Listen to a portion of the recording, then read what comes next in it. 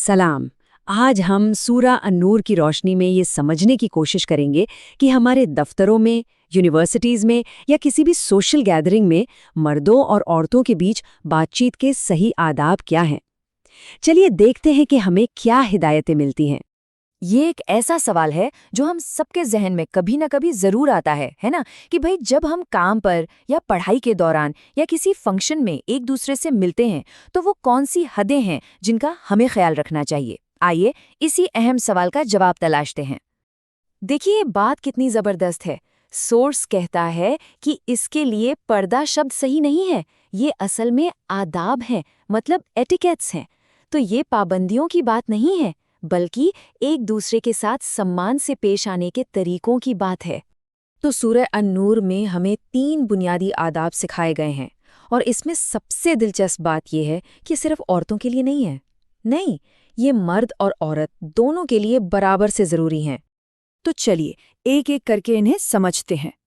सबसे पहले शिष्टाचार की बात करते हैं, और सारी कहानी की शुरुआत यहीं से होती है, हमारी निगाहों से।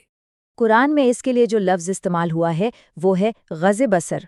इसका सीधा सा मतलब है अपनी निगाहों को काबू में रखना, उनमें एक शालीनता रखना। और यही एक दूसरे से सम्मानजनक तरीके से बात करने का पहला और सबसे ज़रूरी कदम है।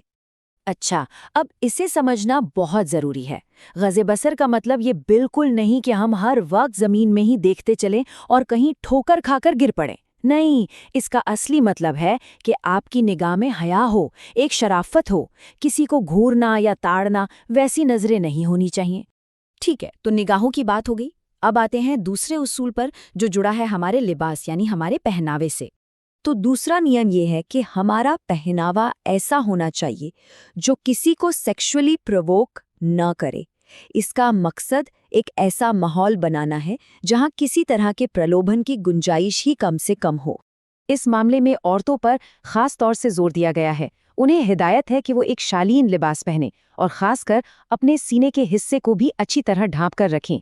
इससे समाज में एक सम्मान का और पाकीज़गी का माहौल बनता है। और अब हम आते हैं तीसरे और आखिरी शिष्टाचार पर। ये जीनत से जुड़ा है, यानी सजना संवरना, खासकर किसी सोशल मौके पर। देखिए, ये बात भी साफ की गई है कि सजना संवरना औरतों की एक फितरी ज़रूरत है, एक नेचुरल झुकाव है। अब कोई शादी ब्याह का मौका हो या कोई और फंक्शन हो तो ये तो एक आम बात है। तो जब कोई औरत सजी संवरी हो तो उसके लिए क्या हिदायत है? बहुत साफ तौर पर बताया गया है कि चेहरा, हाथ और पैर बस ये खुले रह सकते हैं। इसके अलावा बाकी सब कुछ ढका होना चाहिए।